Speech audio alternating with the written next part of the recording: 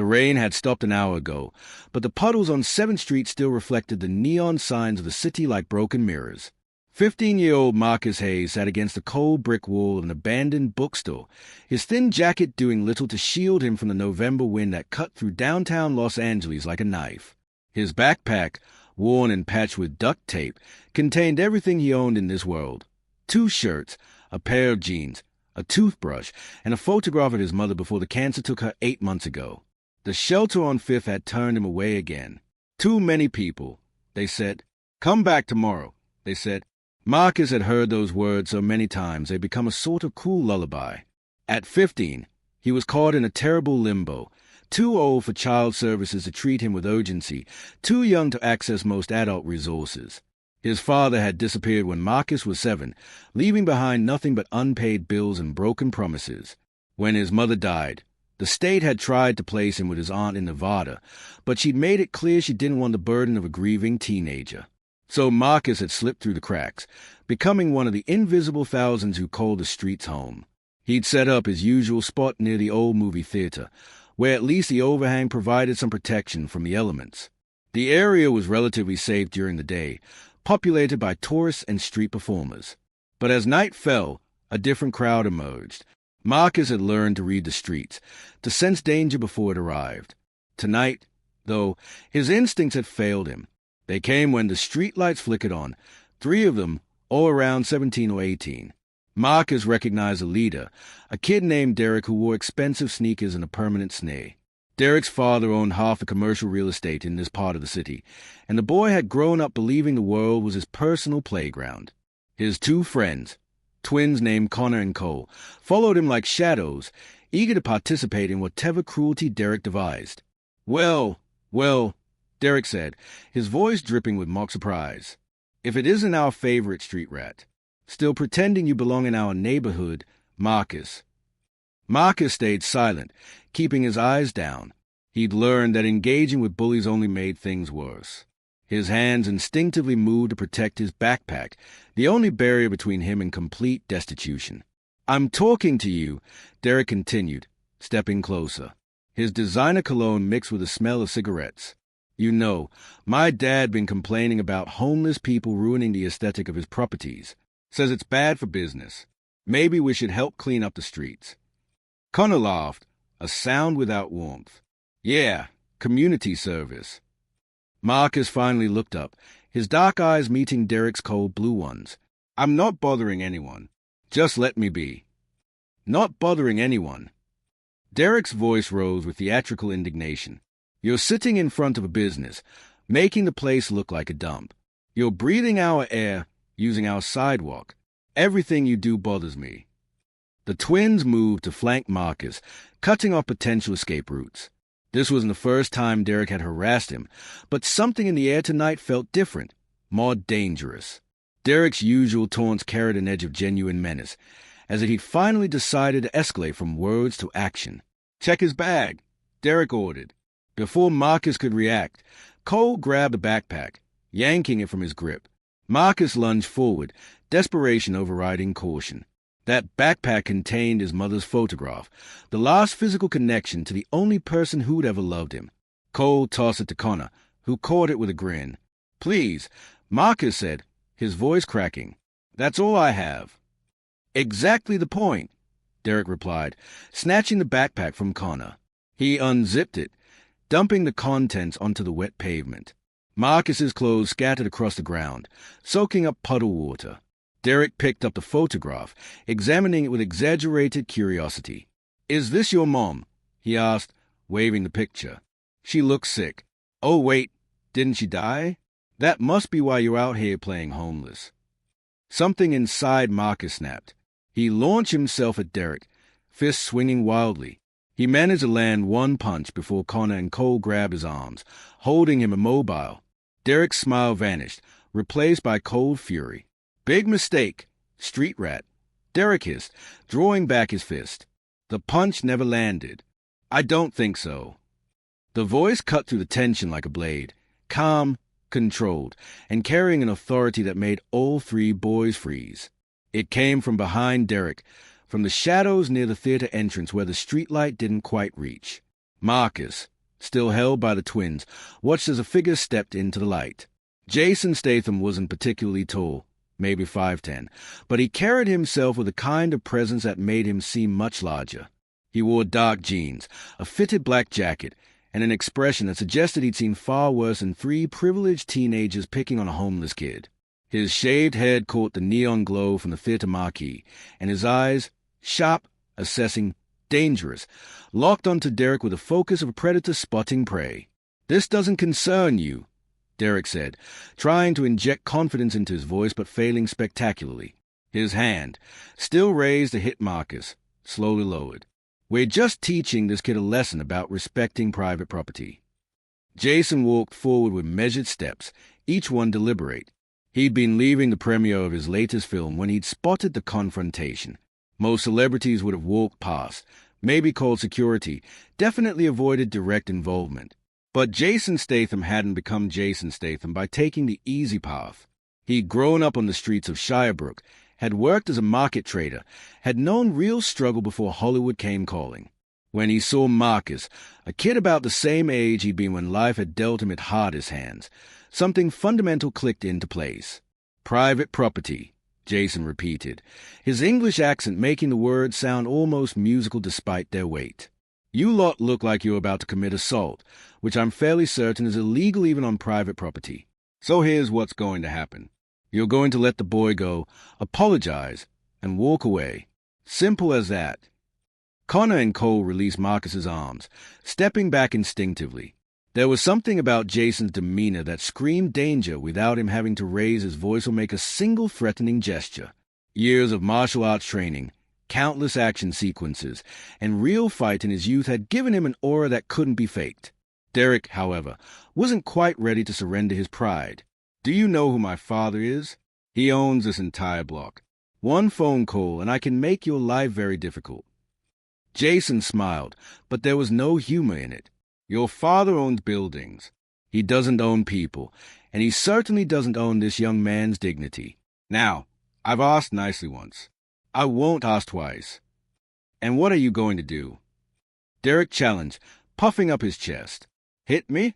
I'll sue you for everything you're worth. Do you know how many lawyers my family has on retainer?" In one fluid motion, too fast for Derek to react, Jason closed the distance between them. He didn't strike, didn't need to. He simply positioned himself inches from Derek's face, his voice dropping to a whisper that somehow carried more menace than a shout. "Listen very carefully, because I'm only going to explain this once. I've spent 20 years doing my own stunts, fighting professionals who could break you in half without thinking about it. I've trained with special forces, worked with real intelligence operatives, learned from the best fighters in the world. You're a spoiled child playing at being tough because you've never faced real consequences. So when I tell you to apologize and walk away, it's not a suggestion. It's me being remarkably generous with someone who doesn't deserve generosity." Derek's face had gone pale. Up close, he could see the scars on Jason's knuckles, the lean muscle that suggested function over form, the absolute certainty in those eyes that this man had no fear of Derek's lawyers or his father's money. "I'm sorry," Derek mumbled, his bravado crumbling. "Not to me," Jason said quietly. "To him." Derek turned to Marcus, who was gathering his soaked belongings from the ground. "I'm sorry. We'll leave you alone." Jason stepped back, creating space. "That includes leaving him alone permanently. If I hear you bother this young man again, we'll have another conversation, and trust me, it won't be this pleasant. Now go home. All 3 of you." The twins were already backing away, eager to escape. Derek followed, casting one last look at Jason before hurrying after his friends. They disappeared around the corner, their expensive sneakers slapping against wet pavement. Marcus had managed to collect most of his things, but his hands were shaking as he tried to fit them back into his backpack. The photograph of his mother, miraculously, was still intact, though water-spotted. Jason crouched down, helping gather a fallen shirt. "You all right?" Jason asked, his voice gentler now. Marcus nodded, not trusting himself to speak. Tears threatened at the corners of his eyes, a mixture of relief, humiliation, and gratitude. "What's your name, son?" "Marcus," he managed. "Marcus Hayes." Jason handed him the shirt, then stood, offering his hand to help Marcus up. The boy took it, pulling himself to his feet. They stood there for a moment, the famous actor and the homeless teenager, separated by worlds of experience but connected by a moment of human decency. "Thank you," Marcus finally said. "You didn't have to do that." "Actually," Jason replied, "I did." The coffee shop was warm, almost uncomfortably so after the chill of the November evening. Jason had insisted they get out of the cold, and Marcus had followed in a daze, still not quite believing that Jason Statham, was buying him a hot chocolate and a sandwich. The cafe was one of those independent places that stayed open late, catering to artists, insomniacs, and people seeking refuge from the harsh realities outside. Marcus wrapped his hands around the paper cup, letting the heat seep into his fingers. Across the small table, Jason sipped black coffee and watched the boy with an expression that was hard to read. Not pity, exactly, but something closer to recognition. "How long have you been on the streets?" Jason asked. Marcus hesitated. He'd learned not to share too much with strangers, even kind ones. Trust was a luxury he couldn't afford. But something about Jason's direct gaze, the way he waited patiently without judgment, made the walls come down just a fraction. 8 months, Marcus admitted, since my mom died. Jason nodded slowly. No other family. Not that wants me. The words came out bitter, but Marcus didn't try to soften them. It was the truth, and he was tired of pretending otherwise. "I grew up in a council estate in Derbyshire," Jason said, seemingly changing the subject. "Not much money, not many options. My dad worked whatever jobs he could find, singing in the streets, selling jewelry at market stalls. I followed in his footsteps for a while, selling fake perfume and jewelry to tourists. Wasn't exactly glamorous." Marcus looked up, surprised. "I thought you were always, an action star." Jason laughed, a genuine sound that made a few other patrons glance over. "God, no. I was a diver first, trained for 12 years, even made the British National Diving Squad. When that didn't pan out professionally, I bounced around, did some modeling to pay bills, worked as a market trader, got into martial arts because, honestly, I was angry at the world and needed an outlet. Film didn't happen until I was in my 30s. So you're saying it gets better?" Marcus asked, unable to keep the skepticism from his voice. "I'm saying it can get better, but only if you're willing to fight for it. And I don't mean the way those idiots tonight were fighting, throwing punches because they are bored and cruel. I mean really fight. Show up every day even when you don't want to. Keep moving forward even when it feels impossible. Refuse to let circumstances define who you become." Marcus took a bite of his sandwich, processing Jason's words. They sounded good, inspirational even, but they came from someone who'd made it, who had security and fame and enough money to never worry about where his next meal would come from. What did Jason Statham really know about hopelessness? As if reading his thoughts, Jason leaned forward. "I know what you're thinking. That I don't understand, that it's easy for me to talk about perseverance from where I'm sitting now. And you're partly right. But I also know what it's like to be dismissed, to have people look at you like you're worthless. The entertainment industry isn't kind to people like me. No formal training, working-class accent, unconventional look. I got told no more times than I can count. The difference is I decided those numbers didn't define my worth." "It's different," Marcus said quietly. "I'm 15. I can't just decide to be a diver or an actor. I can't even get into a decent shelter most nights." "You're right," Jason agreed, surprising him. "It is different. What you're facing is harder in many ways. But here's what I learned. Circumstances are temporary. Character is permanent. Those boys tonight, they have everything handed to them, but they are weak where it counts. They'll never be more than what their father's money makes them. You, on the other hand, you're surviving against odds that would break most people. That takes strength." Marcus felt something shift in his chest, a small crack in the armor of cynicism he'd built around himself. "What am I supposed to do with strength when I don't even have a place to sleep?" Jason pulled out his phone, scrolling through contacts.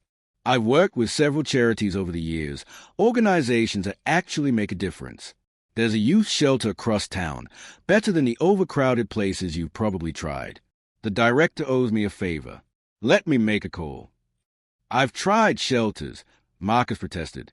They're always full, or they have rules I can't follow, or... Trust me, Jason interrupted gently. Just this once.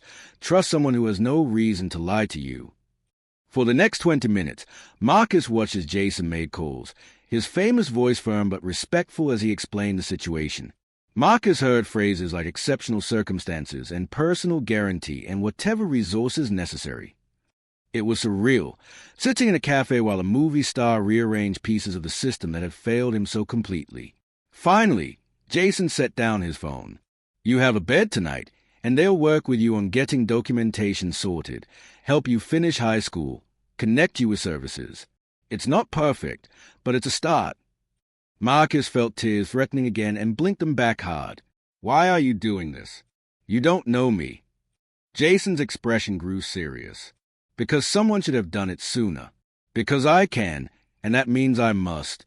But mostly because I see something in you that reminds me of myself at your age, angry, scared, but not broken. Not yet, anyway. The shelter sat on the edge of the Arts District, a converted warehouse that had been renovated with actual care rather than just bureaucratic checkbox ticking. Jason's car, a surprisingly modest SUV, pulled up to the front entrance, and Marcus felt his stomach tighten with familiar anxiety. He'd been disappointed by institutions before, had learned that promises made in the evening often evaporated by morning. Elena Rodriguez, the shelter's director, met them at the door. She was a woman in her 50s with kind eyes and the no-nonsense demeanor of someone who'd spent decades fighting for the marginalized. When she saw Jason, her stern expression softened into something approaching friendship. "Jason," she said, embracing him briefly. "Been too long." I know, Jason replied. "Work's been mad, but this couldn't wait." Elena turned her attention to Marcus, and he braced himself for the usual assessment, the way adults size him up, catalog his deficiencies, decided whether he was worth the effort. Instead, Elena simply extended her hand. "Marcus Hayes," she said, as if committing his name to memory was the most important task in the world. "Welcome. I understand you've had a rough go of it." Marcus shook her hand, surprised by her grip, firm, respectful, treating him like an equal despite the obvious power differential. "Yes, none of that business. Elena is fine. Come on, let me show you around, and we'll get you settled." The shelter was nothing like the chaotic, overcrowded places Marcus had experienced. The main floor had been divided into clean, private sleeping pods, not rooms exactly, but enclosed spaces with curtains, each equipped with a bed, a small desk, and a locker. The lighting was warm rather than institutional fluorescent, and someone had painted murals on the walls, images of cities and forests and oceans that suggested world beyond this one. "We have space for 30 young people," Elena explained as they walked. "Ages 14 to 21. We're not just a place to sleep. We're a bridge to stability. Everyone here works with a counselor, attends education programs, learns job skills. We help with documentation, medical care, mental health support. The goal is always independence, but we recognize that takes time and resources."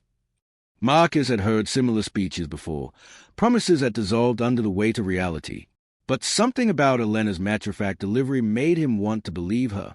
She wasn't selling hope. She was describing a system that actually functioned. "What's the catch?" Marcus asked, unable to help himself. Elena smiled. "Smart kid. The catch is that you have to participate. We ask residents to engage in their own recovery, attend classes, meet with counselors, contribute to the community here. We're not a hotel. We're a partnership. You put in effort. We provide structure and support.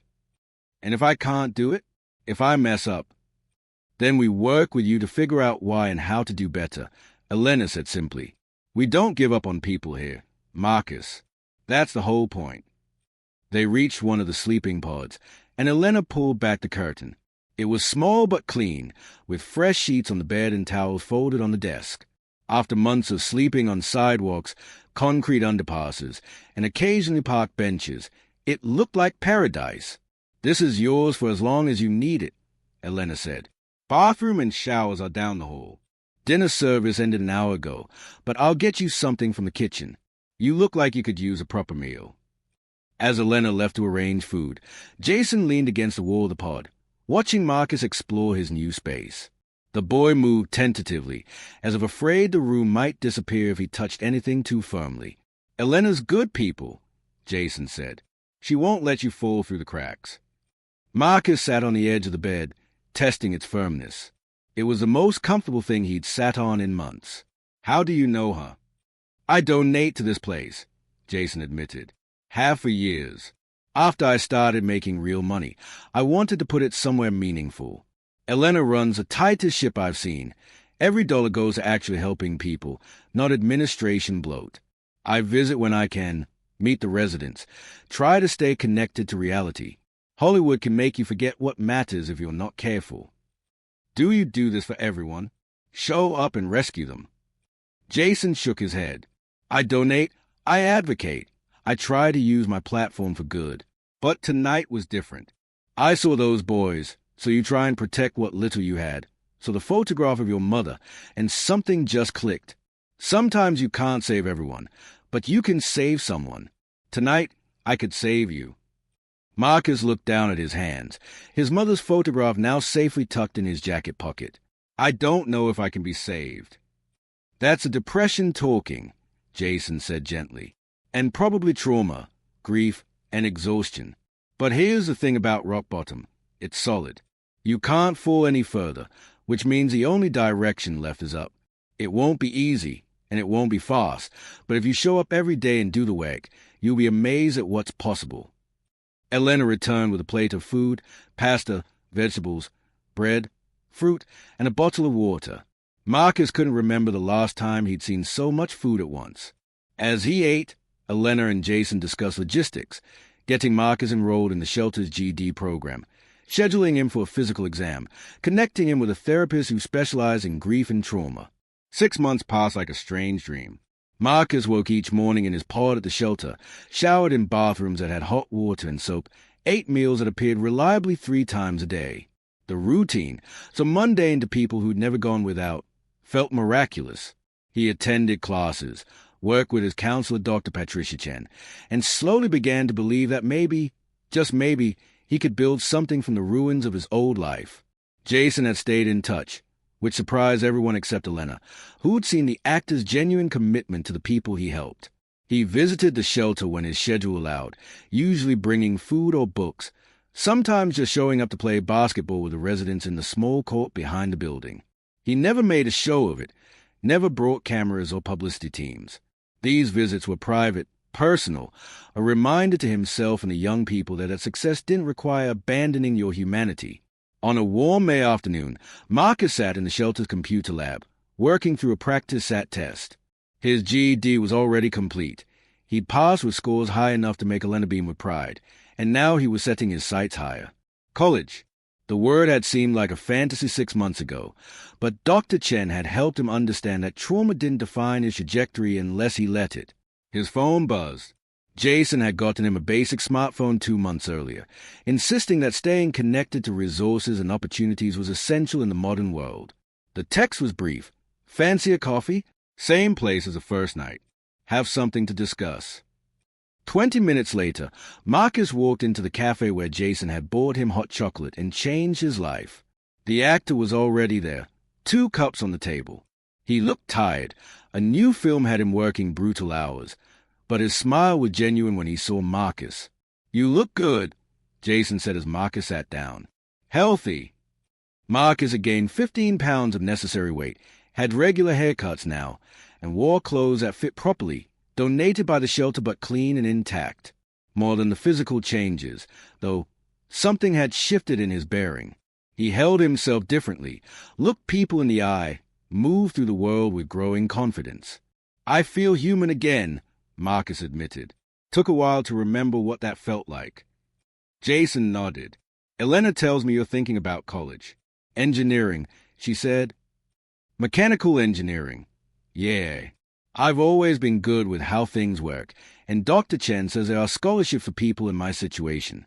Plus, stable career prospects. He said the last part with a wry smile, acknowledging how different his priorities were now from 6 months ago, when his biggest goal had been surviving the next 24 hours.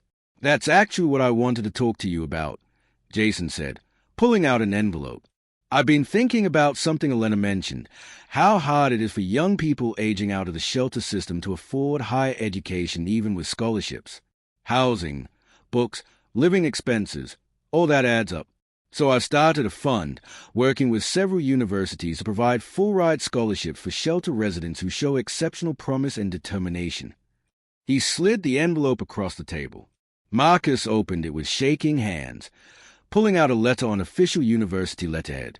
The words blurred as he tried to read them, his eyes stinging with sudden tears. Full scholarship, Jason explained unnecessarily. Tuition, room, board, books, even a stipend for living expenses. 4 years, guaranteed, as long as you maintain reasonable grades. You'll be the fund's first recipient, but not the last. I'm planning to support 10 students a year going forward. Marcus couldn't speak. The letter trembled in his hands as tears finally spilled over, running down his cheeks unashamed. 6 months ago, he'd been sitting on a cold sidewalk, being bullied by rich kids who saw him as subhuman. Now he held a ticket to a future he'd barely dared to imagine. "Why me?" he finally managed. "There are other kids at the shelter, people who've been there longer, who probably deserve it more." "Deserve has nothing to do with it," Jason said firmly. "You showed up every day. You did the work even when it was hard. You faced your trauma instead of running from it. You took the chance you were given and built something with it. That's not luck, Marcus. That's character. And character is what this fund is designed to recognize and support." Marcus wiped his eyes with his sleeve, laughing a little at his own tears. "I don't know how to thank you for any of this. You literally saved my life." Jason leaned back, his expression serious. "Here's how you thank me. You go to university, you work hard, you build the life you want. And then, when you're established and successful, you remember what it felt like to have nothing. You find someone who needs help, and you give it. Not because they deserve it, not because it's convenient, but because you can, and that means you must. That's how we change things, Marcus, one person at a time." The cafe buzzed with the sounds of life continuing around them, coffee machines hissing, conversations overlapping, the city outside moving forward with relentless momentum. Marcus folded the letter carefully, placing it back in the envelope as if it were made of gold. In a way, it was. It represented possibility, second chances, the radical idea that one person's kindness could alter the trajectory of another person's entire existence. "I'll make you proud," Marcus said, his voice steady despite the emotion coursing through him. "You already have," Jason replied. "But more importantly, make yourself proud. That's the whole point of all this, not to create gratitude or obligation, but to give you the tools to build a life that feels worth living. The rest is up to you." They sat together a while longer, talking about classes Marcus might take, dormitory life, the strange transition from shelter resident to college student. Jason shared stories from his own transitions, market trader to model to actor, emphasizing that identity was fluid, that who you were yesterday didn't have to limit who you became tomorrow. As they prepared to leave, Marcus hesitated. "That night, when Derek and his friends were about to jump me, you could have just called the police or walked away. Why didn't you?" Jason considered the question, then smiled. "Because I've learned that the moments that define us aren't the big, planned ones. They are the split-second decisions to step forward instead of back, to engage instead of ignore, to see another person suffering and decide it matters. Derek and his friends, they failed that test. They chose cruelty when they could have chosen kindness. I just wanted to remind you, and honestly, remind myself, that good people still exist, that compassion isn't extinct, that one person can still make a difference." They walked out into the golden afternoon light, the city stretching before them in all its complicated beauty. Marcus headed back toward the shelter, where he'd spend his last few months before university began. Jason returned to his car, already late for a meeting with his agent. But both of them carried something forward from that moment. Proof that connection mattered, that kindness compounded, that the world changed not through grand gestures but through millions of small choices to care. 3 years later, Marcus would stand at his university graduation, a degree in mechanical engineering in hand, and a job offer from a renewable energy company already accepted. In the audience, Elena would cry openly, Dr. Chen would take approximately 700 photos, and Jason Statham would sit quietly in the back row, anonymous in sunglasses and a baseball cap, watching another person step into their future. And 5 years after that, Marcus would create his own scholarship fund for homeless youth, remembering the lesson Jason had taught him in a coffee shop on a warm May day. You can, and that means you must. Because saving one person saved the world, if you're the person being saved. The story that began on a cold November evening with 3 bullies and a homeless kid had become something else entirely, a reminder that heroes don't just exist in movies, that compassion is a choice anyone can make, and that sometimes the most powerful thing in the world is simply one person deciding that another person matters.